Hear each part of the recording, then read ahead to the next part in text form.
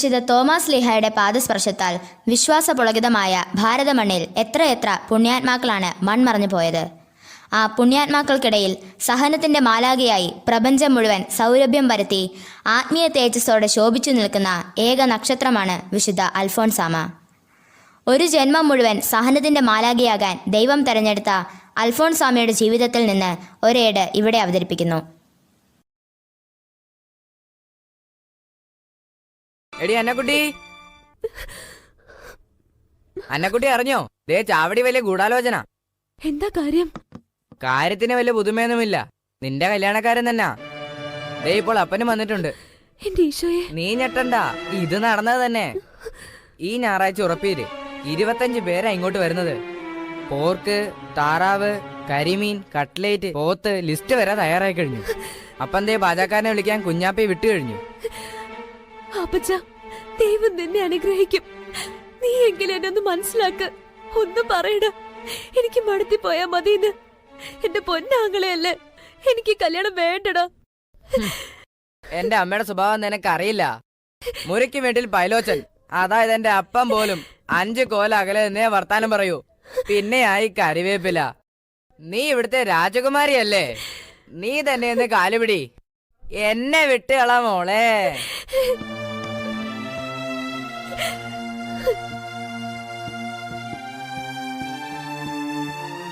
അന്നക്കുട്ടി ഒന്ന് നിന്നേ. ഞാൻ മോളോടൊരു കാര്യം പറയാൻ പോവാ. മോൾ അനുസരിക്കണം. അനുസരിച്ചേ പറ്റൂ. എന്താ പേരപ്പാ? മോൾ ഇന്ന് സ്കൂളിൽ പോകണ്ട. അതെന്താ പേരപ്പാ? അല്ലെങ്കിൽ ഞാൻ തന്നെ പറയാം. പിന്നെ ഒരു വാക്ക് പറഞ്ഞില്ല എന്ന് പറയരുത്.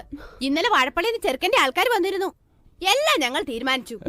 നാളെ കഴിഞ്ഞ് വാഴപ്പള്ളി വെച്ച് നിന്റെ കല്യാണം ഉറപ്പിക്കല. നിന്റെ അപ്പനെ അറിയിക്കാൻ ആളെ വിട്ടിട്ടുണ്ട്. അടുത്ത ആഴ്ച മനസ്സമ്മതം, 2 ആഴ്ചക്കുള്ളിൽ കല്യാണം. കുറച്ചിലോ പിഴിച്ചിലോ ഒന്നും ഉണ്ടാകാൻ പാടില്ല. ശബ്ദം കേട്ടു പോകരുത്. അത്രയും കടുപ്പിച്ച് നീ പറയണ്ടായിരുന്നു. ഒരു കുഴപ്പമില്ല. കുറെ നാളായി ഞാൻ കാല് പിടിക്കുന്നു. കുറെ ഏറെ കൊഞ്ചിച്ചു. എന്റെ മോക്ക് നല്ലതേ വരൂ.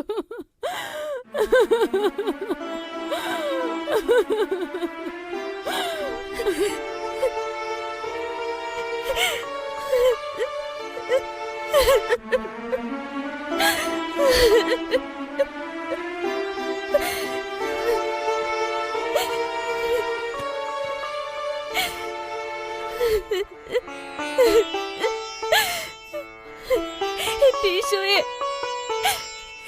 ഈ പാവം പിടിച്ചിട്ട് എന്തിനിങ്ങനെ പരീക്ഷിക്കുന്നു? ഒന്നുറക്കെ കരയാൻ പോലും എനിക്ക് സ്വാതന്ത്ര്യമില്ല. കേട്ടില്ല എല്ലാം. അന്നക്കുട്ടി ഇനി എന്ത് ചെയ്യണം? ഒരു കഴിവില്ലാത്തവളായി അന്നക്കുട്ടി. എന്റെ ആഗ്രഹം സാധിച്ചു തരില്ല. എന്ത് ത്യാഗം സഹിക്കാനും ഞാൻ ഒരുക്കുക. ആരൊക്കെ വരുത്താലും നിന്റെ തിരുമുറിവുകളെ ഓർത്ത് ഞാൻ സഹിച്ചോളാം. ഒരത്ഭുതം പ്രവർത്തിച്ച് എന്നെ വീട്ടിൽ നിന്നൊന്ന് രക്ഷപ്പെടുത്ത്.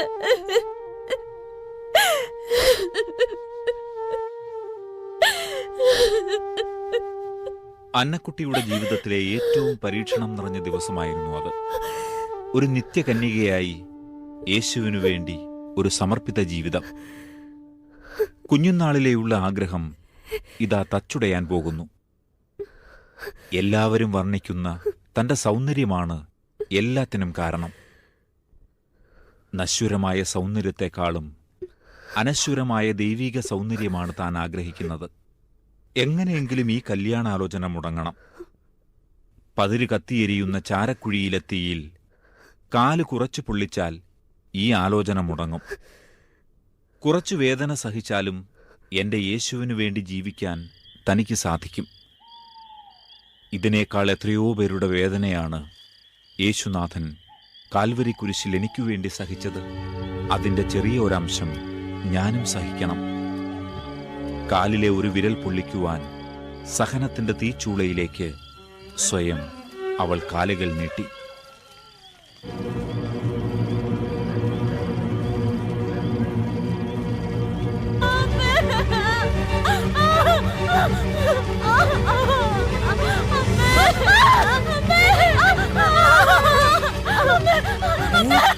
അന്നക്കുട്ടി ശബ്ദമല്ലേ കേൾക്കുന്നേ? ആരവിടെ കരയുന്നേ? അന്നക്കുട്ടി നിനക്ക്, അന്നക്കുട്ടി, അന്നക്കുട്ടി. അങ്ങനെ അഗ്നിയിൽ സുടം ചെയ്ത കന്യാത്വം തമ്പുരാന് സമർപ്പിക്കാനായി അന്നക്കുട്ടി 1927 പെന്തക്കോസ്താ ദിനത്തിൽ ഭരണങ്ങാനത്തെ ക്ലാരമഠത്തിൽ ചേർന്നു. 1930 മെയ് 19 സഭാവസ്ത്രം സ്വീകരിക്കുകയും ആഗസ്റ്റ് 12 1936 നിത്യവ്രത വാഗ്ദാനം നടത്തുകയും ചെയ്തു. 1946 ജൂലൈ 28 ദൈവസന്നിധിയിൽ വിലയം പ്രാപിച്ച അൽഫോൺസാമ 1984 ധന്യയാവുകയും 1986 ഫെബ്രുവരി 8 കോട്ടയത്ത് വെച്ച് പരിശുദ്ധ പിതാവ് ജോൺ പോൾ രണ്ടാമൻ മാർപ്പാപ്പ വാഴ്ത്തപ്പെട്ടവളായി പ്രഖ്യാപിക്കുകയും ചെയ്തു. 2008 ഒക്ടോബർ 12 പരിശുദ്ധ പിതാവ് ബെനഡിക്ട് 16 മാർപ്പാപ്പ അൽഫോൺസാമെ വിശുദ്ധിയുടെ സഹന തേജസ്സായി ഉയർത്തി. സഹനത്തെയും രോഗത്തെയും ദൈവത്തിന്റെ മൃദുലമായ കൈവിരൽ തുമ്പുകളുടെ കാരുണ്യ സ്പർശമായി അനുഭവിച്ച അൽഫോൺസാമ സ്നേഹത്തിന്റെ തിരയൊടുങ്ങാത്ത സാഗരമായിരുന്നു. ആ സഹനത്തിന്റെ മാലാക നമ്മുടെ ജീവിതപാതയിൽ എന്നും വെളിച്ചം പകരട്ടെ.